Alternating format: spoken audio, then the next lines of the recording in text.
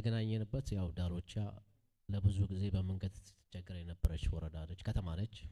እንደ ወረዳ ሁላችንም እናውቃለን። ኮራቤ ዳሎቻ ያለው መንገድ መቼም ያላስለቀሰው ሰው የለም። ከሚቶ ወደ ዳሎቻ ደርሶ ከዳሎቻ ደግሞ ወደ ወራቤ ሊሄድ መሃል ከተማ ላይ የሚሰራስ መንገድ አለ። በዛ መንገድ ላይ ግራና ቀኝ ማብራት ዝርጋታ ሊደረግ ፈቅዶ ደግሞ በመንግስት ባጀት ሆኖ ከአስፋልት ደረጃው የጠበቀ አስፋልት ዳሎቻን ቆርጦ ወደ ወራቤ የሚሄድ መንግስት በመንግስት ጉዳዩ ማሻአላህ በጣም ደስ በሚል መልኩ ቀጥሏል ማለት ነው። ይሄ ደግሞ በመጣበት ሰዓት ላይ በዛው ሀገር መንገድ ደግሞ የመንገድ ዳር ማብራት ነብዩ አለይሂ ሰላቱ ወሰላም የተመካከሩበት ነገር ነዳማ የለውም፣ ሰላተል ኢስቲኻራ የተሰገዱበት ነገር ነዳማ የለውም ብለው ስላሉ በዚህ ጉዳይ ላይ የአገር ቤቱ ሰው በዚህ ኃይል ከለፋ እኛስ ምን ማድረግ አለብን? እንዴት ነው የሚሰራው? ምንድነው ተወላጁ አገር ውስጥ ያለው ውጭ ያለውም ተባብሮ መስራት አለበት፣ ልማት ማለት ነው። አሁን መንግስት የሆነ ነገር ሲያደርግ ህብረተሰቡ ተጨማሪው ነገር ሲያደርግ ሙሉ ልማት ይሆናል ማለት ነው። ሁሉ ነገር መንግስት 100% አይሰራም የትም ቦታ ማለት ነው። ይሄን መንገድ አስገብቷል ማብራት አለማግባቱ መንግስትን አያሳስበውም።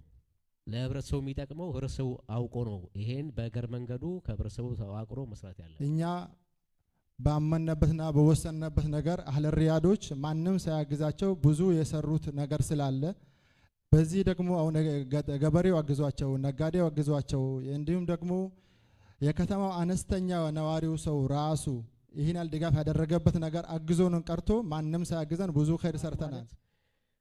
ከመንግስት ጋር ከምንም ጋር ቢገናኝ የራሳችን ጉዳይ ነው። ምንም ነገር ቢቀየር ይሄ የተፈጠረው የልማት ውጤት ተጠቃሚ ነው ሰው ማለት ነው። ግንዛቤ እንዲሆናችሁ ወራቤ ሆስፒታል በኢትዮጵያ በጣም ታዋቂ ሆስፒታል ነው። ይሄ ሆስፒታል የሰራው መንግስት አይደለም የሰራው፣ የስልጤ ህዝብ ነው የሰራው።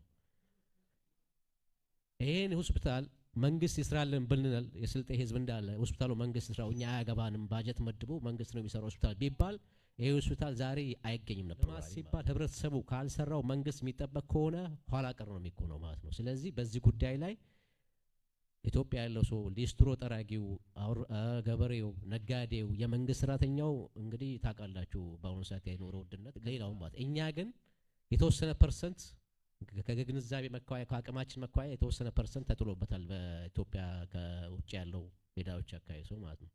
ስለዚህ ይሄ ነገር በራሳችን ግዴታ ማድረግ አለብን ሁላችንም ማለት ነው።